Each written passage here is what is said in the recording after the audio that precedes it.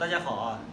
很多客户在问啊，冷汗机它的压气使用量是多少？那今天我们就拍一段视频给大家演示一下啊。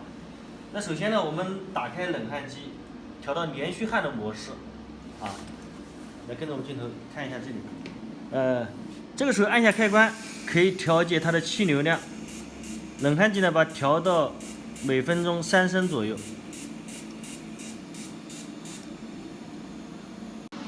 好，这种气瓶呢，每个气瓶的容积呢是40升，它的内部压力是15兆帕。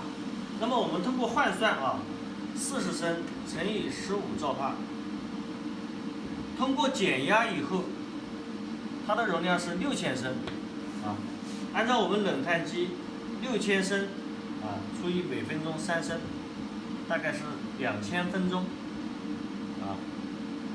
然后2000分钟除以60分钟，等于33.33个小时。所以按照每天8小时的工作量来计算，冷汗机大概可以用4天左右。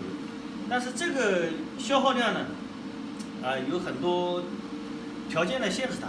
比如说，我焊接时候外面的风速，比如说我压气表的精准度啊，所以这个是一个参考的数值。好，谢谢。